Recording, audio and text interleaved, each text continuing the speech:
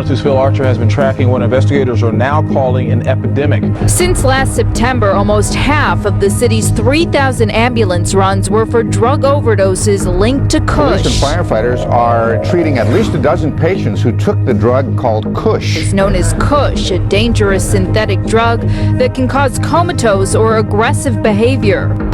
Who've been sexually assaulted, who have been robbed. Like, he can have a wallet in his pocket right now. Somebody could take it. When he comes out of it, his wallet's gone, and he couldn't even tell you who grabbed his wallet and took off. We saw that happen last week.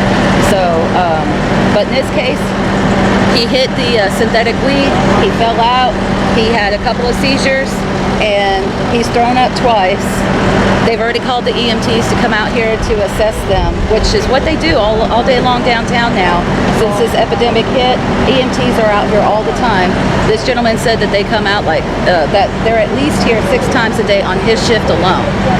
How many hours a day do you work? Yeah, 8 hours. 8 hour day. I work from 6 to 2. So like a person an hour. And you see how he's looking right now? He's starting to come out of it a little bit. He's not as bad as he was before. Because he's able to keep his focus with his eyes. But when they're really high on it, eyes are rolling in the back of the head. Look at this guy.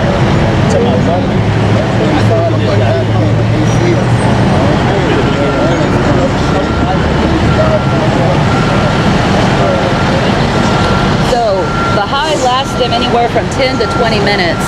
And it makes them zombie-like. Staggering in the streets, okay, can't remember anything. so you say it's only costing them $1. $1. $1 and it's doing them that. Right. So where does this come from?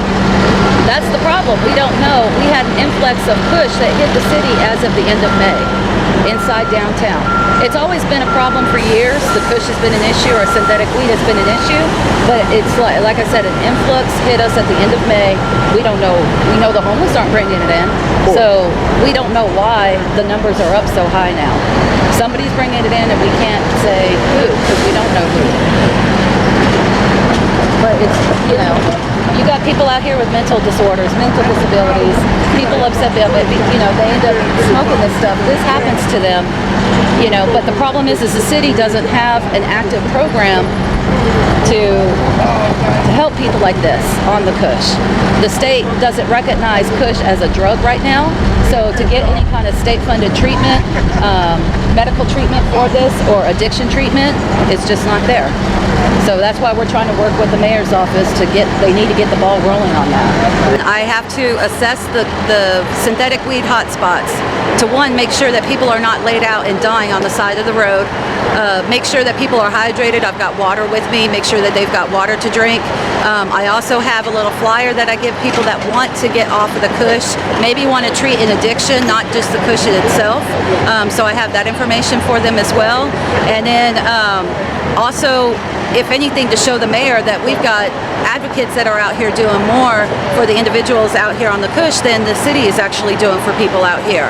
And I think that speaks in volumes when there's no programs to actually combat the real synthetic weed issue out here. There that one day. Okay. Some people say one died, some people say no. Right there. There you go. Right there. That's what he smoked, ladies and gentlemen. And you see, it's not even a whole one. Maybe 2 puffs will give him the hit. 3 and 4 to 5 is all that he needed, and he's got this.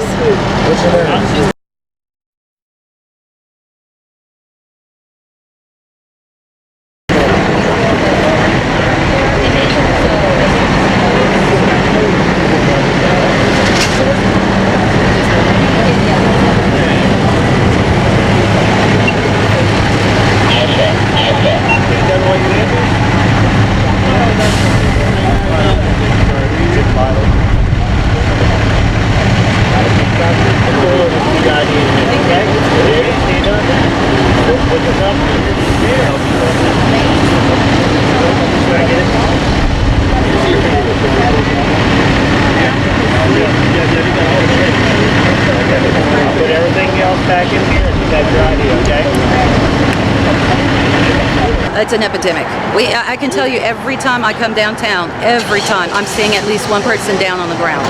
Never fails. We can go to almost any location where there are hot spots and you're guaranteed to see somebody down. If not one, maybe 4 people down.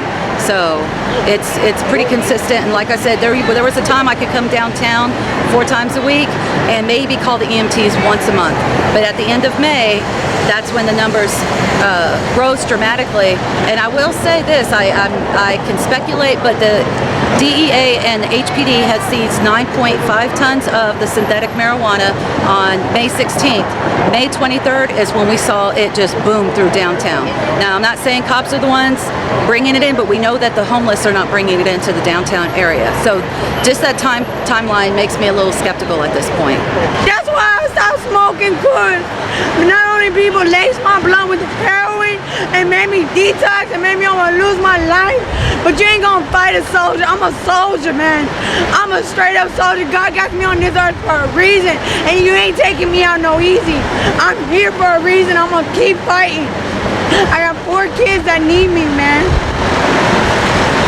I fight for a reason. I'm trying to help these people as much as I can, but I try to change the world. Thank you, Mom. I try to change as much as I can for these people. I bring food out to these people. I bring Gatorade, Powerade. I feed these homeless people too, as much as I can. I can't do much because I'm trying to get on my feet myself. But these cops target us for no reason, all because we're labeled as homeless, and that's not right.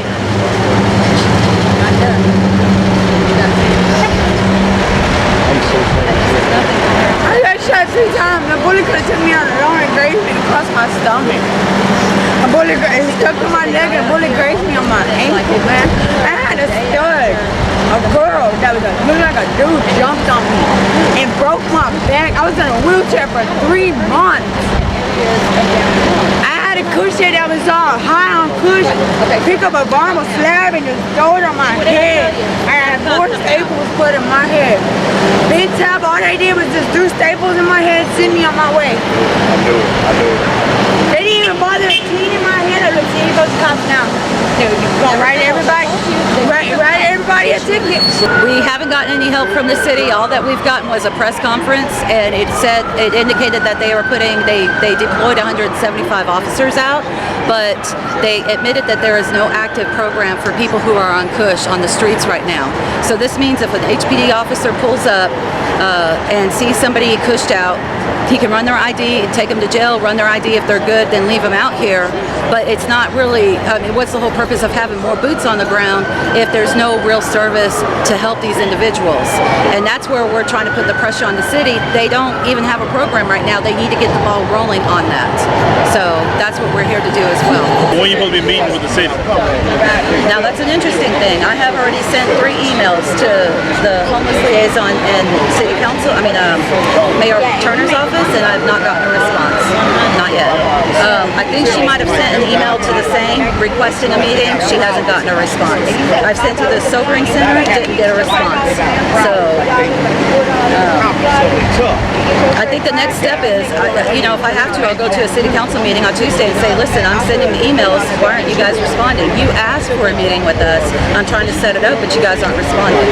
Well, we just linked up with a friend of mine who works for a facility that actually does a screening process for people treating with addiction or alcoholism.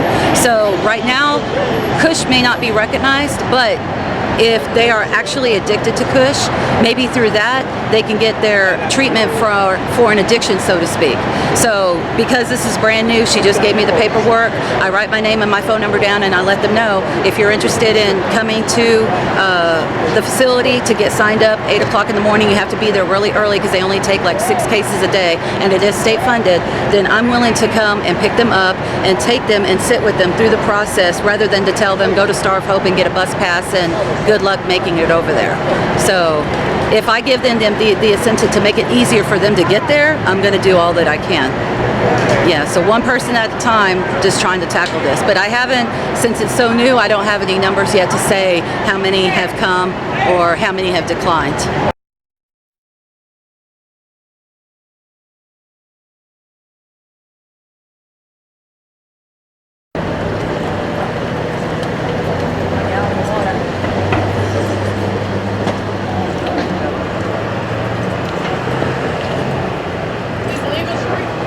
I don't know.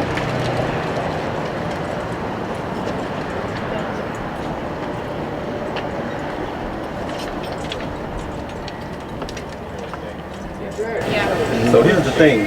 If you are selling it, we're going to ask you to stop selling this product in our communities. And, Yeah, the thing is we don't though. And we find out you continue to sell this, we will come here, we will stage protests at the store. And we will try to shut this store down and remove you from this community. And you see that right there? We ask that you stop selling that from behind the counter as well. Now what is that for? What is what? The Brillo pads. Yeah, what is that for? What is that? Why they buy the cigars? Why is that being sold in here? Why are you selling them next to cigars? They use that to smoke crack. Why are you selling this behind the counter? We ain't stupid. I don't know. You don't know why you're selling this behind the counter? We got it right next to the cigars. I don't know. Right next to the cigars. So why don't you have it out here somewhere and sell it whether soap or dishwater liquid or something like that? Why is it being sold here? We don't know. They last from here. You don't know? So here's, let me suggest this to you. Next time we come in the store, that Brillo pad better not be behind the counter.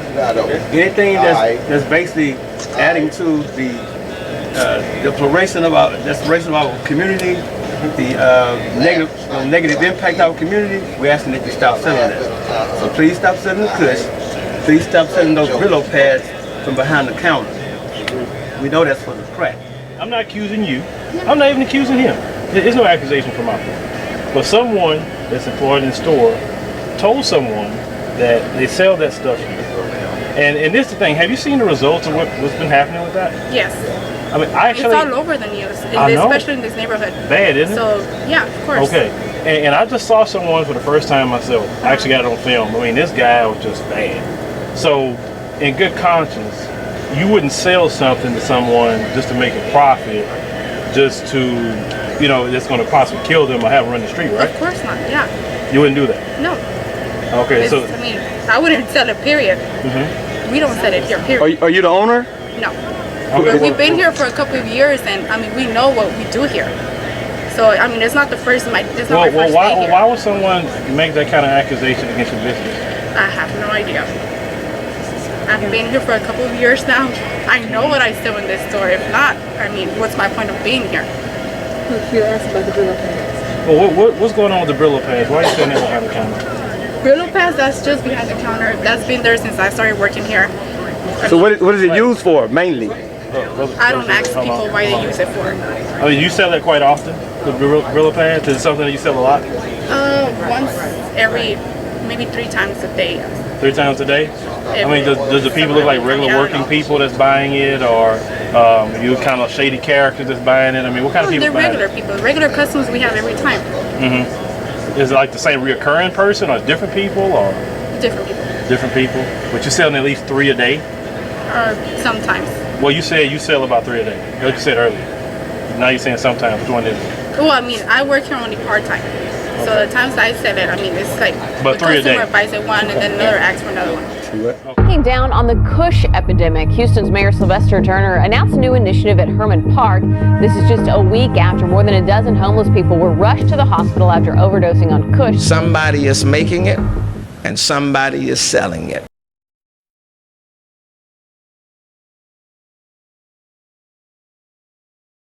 I'm on Facebook as Shere Dore, or you can email me shere.dore@gmail.com.